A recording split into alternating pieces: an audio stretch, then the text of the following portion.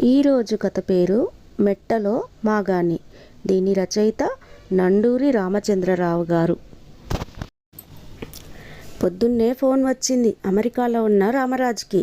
ఇండియాలో ఉన్న తల్లి పార్వతమ్మ నుంచి తనకు ఒంట్లో స్వస్థతగా లేదని, ఇక బతుకుబండి గమ్యం చేరే సమయం దగ్గర పడిందని ఒకసారి వచ్చి పొమ్మని. అతి కష్టం మీద ఆఫీసులో సెలవు సంపాదించి ఆదరా ఏలూరుకి బయలుదేరాడు రామరాజు. భార్య 4 ఏళ్ల వయసు ఉన్న కొడుకుతో సహా. బాగా చిక్కిపోయి నీరసంగా ఎదురు వచ్చింది తల్లి.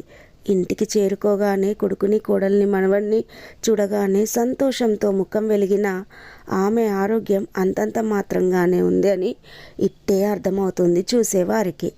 ఆ సాయంత్రం డాక్టర్ గారి దగ్గరికి వెళ్ళాడు రామరాజు. లివర్ పూర్తిగా చెడిపోయిందని, ఇక చేయగలిగింది పెద్దగా లేదని తేల్చి చెప్పారు ఆయన. అంతదాకా ఎందుకు వచ్చింది, ముందే ఎందుకు జాగ్రత్త పడలేదు అని ఆరా తీస్తే ముదిరేదాకా తన వద్దకు రాలేదని జవాబు.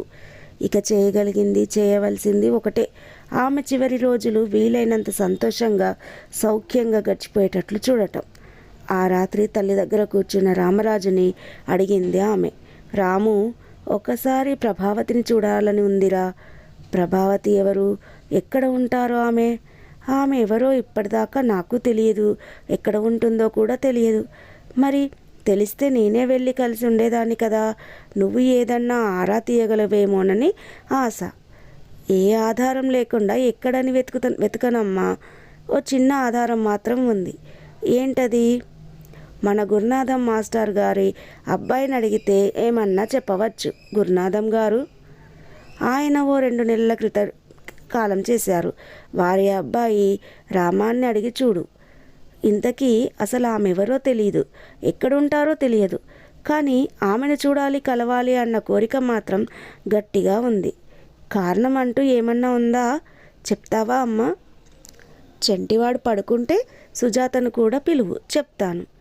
20-25 ఏళ్ల క్రితం నాటి సంగతి అది. అప్పటి రోజులకి పరిస్థితులకి ఇప్పటికీ ఎంతో భేదం ఉంది, ముఖ్యంగా చిన్న చిన్న పట్టణాల్లో. నేను పెద్దగా చదువుకున్న దాన్ని కాదు. 5వ తరగతితో చదువు ఆగింది. ఆ తర్వాత కొద్ది సంవత్సరాలకే పెళ్ళయింది మీ నాన్నగారితో. పూర్తిగా మంచి చెడు ఏదీ తెలియని వయసు. అదీ కాక మా ఇద్దరి మధ్య వయసు వ్యత్యాసం కూడా ఎక్కువే. అంటే నాకన్నా మీ నాన్నగారు 9-10 ఏళ్ళు పెద్ద. తల్లిదండ్రులకు ఒక్కగానొక్క కొడుకు. కావలసినంత ఆస్తి ఉండేది. నాకు నువ్వు పుట్టినాక ఇంటి పని, నీ పని చూసుకోవటానికే సమయం సరిపోయేది కాదు. ఇవన్నీ అయినాక ఒంట్లో ఓపిక ఉండేది కాదు. ఏది ఏమైతేనేమి మీ నాన్నగారికి దూరంగా ఉండేదాన్ని.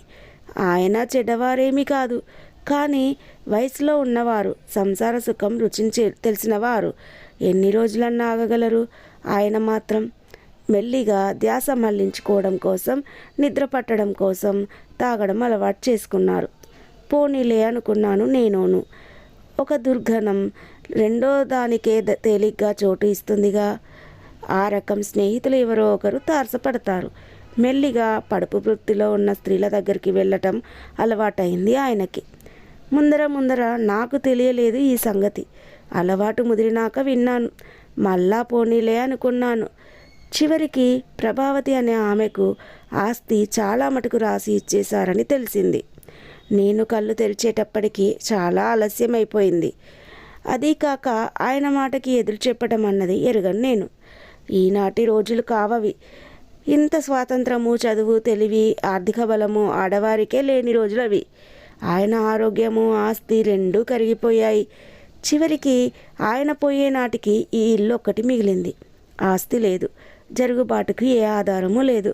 ఏనాడు వీధిలోకి వెళ్ళిన దాన్ని కాదు నేను. ఎవరో దూరపు బంధువులు, ఊరిలో ఆయనకు తెలిసిన వారు కొందరు వచ్చారు. కర్మకాండలు అవగానే ఎవరి దారిన వారు.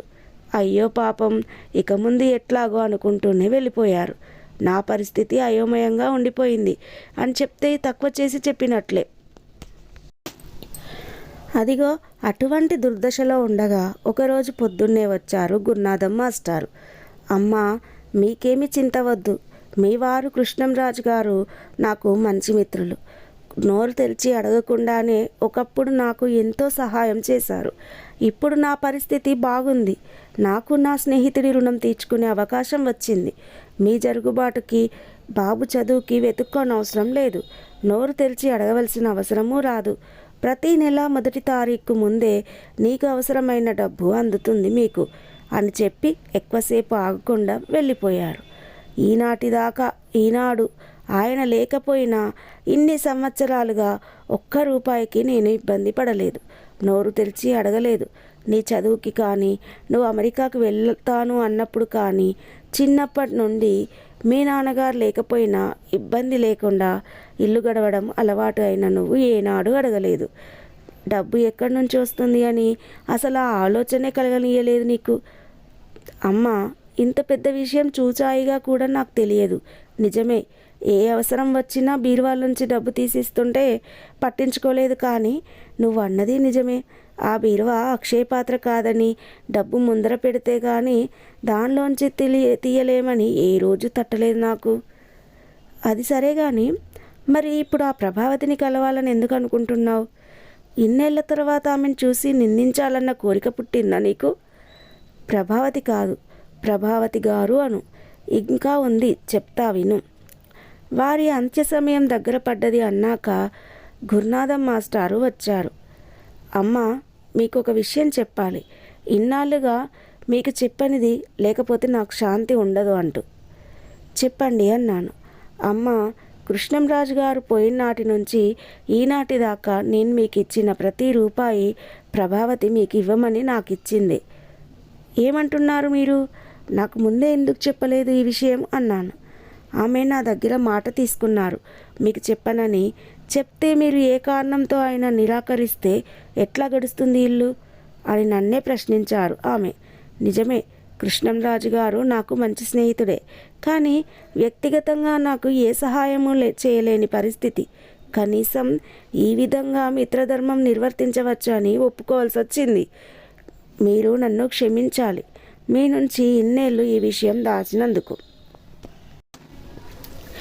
ఇన్ని సంవత్సరాలుగా ఇంత సహాయం చేసిన మిమ్మల్ని నేను మాట అనటం సబబు కాదు, కానీ దాచి ఉంచటం నాకు బాధ కలిగించిన.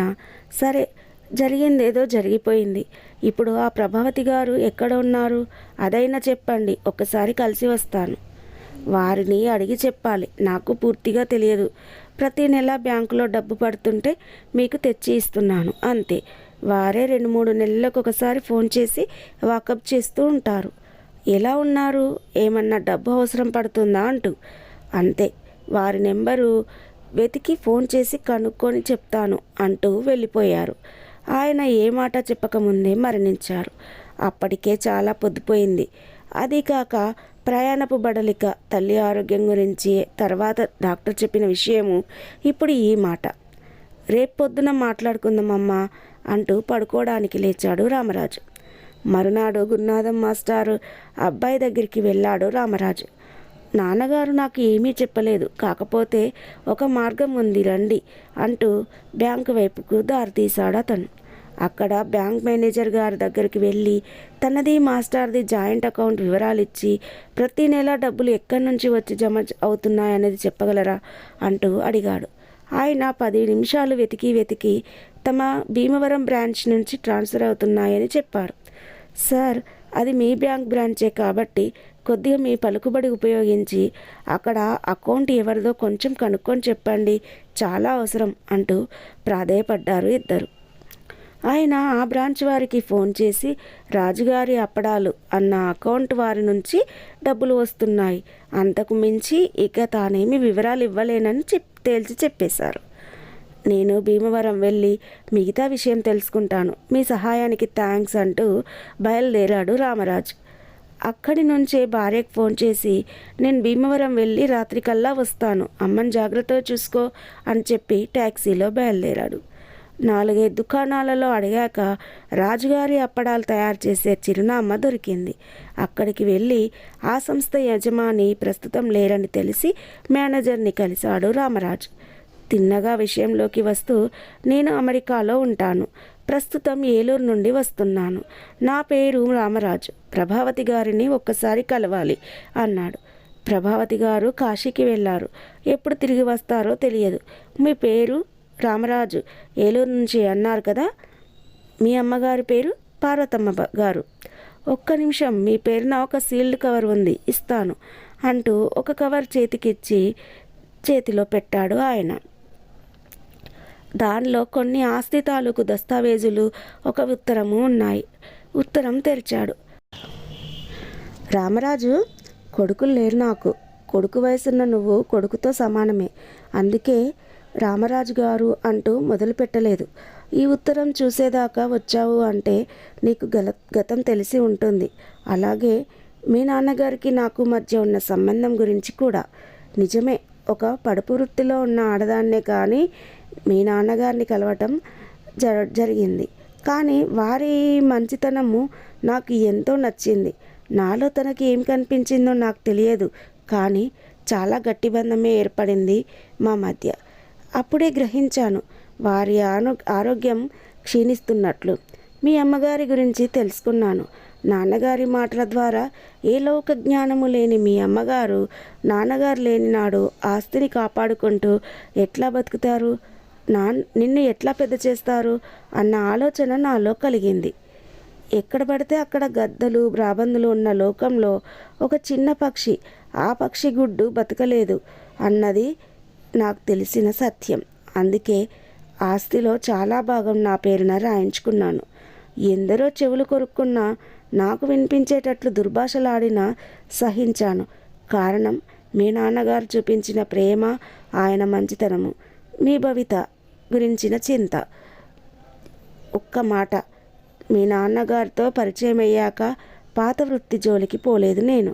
ఆయన ఆస్తిని కాపాడుకుంటూ పెంచుకుంటూ మెల్లిగా భీమవరం వచ్చి నలుగురు అభాగ్య యువతులను చేరదీసి ఈ సంస్థను మొదలుపెట్టాను. నేడు ఒక 50 మందికి నీడ ఇస్తూ తనంతట తాను నిలబడగలిగే స్థితికి వచ్చింది ఈ సంస్థ. నాన్నగారి పేరు కలవాలన్నదే దీనికి రాజుగారి అప్పడాలు అన్న పేరుని పెట్టాను. రామరాజు, చివరిగా ఒక్క మాట.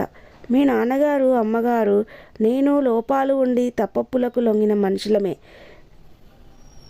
పరిస్థితులు అలా వచ్చాయి. సాధారణ మట్టి మనుషులం మేము. కాకపోతే కొద్దిపాటి మెట్ట భూమిని మాగాని చేసే ప్రయత్నం చేశాం, మాకున్న పరిధిలో, అంతే. ఎవరిని తప్పుపట్టకు. ఈ దస్తావేజులలో ఉన్నది మీ ఆస్తి. అమ్మగారి ముందు నిల్చునే ధైర్యం నాకు లేదు. నా నమస్కారాలు చెప్పి పెద్ద మనసుతో నన్ను క్షమించమని చెప్పు. ఉంటాను, ప్రభావతి. ఎందరో మహానుభావులు, అందరికీ వందనాలు అనుకున్నాడు రామరాజు వెనుదిరుగుతూ.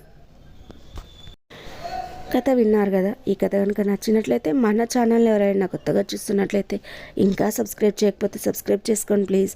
మరొక మంచి కథతో మీ ముందుంటాను. అంతవరకు బాయ్ ఫ్రెండ్స్.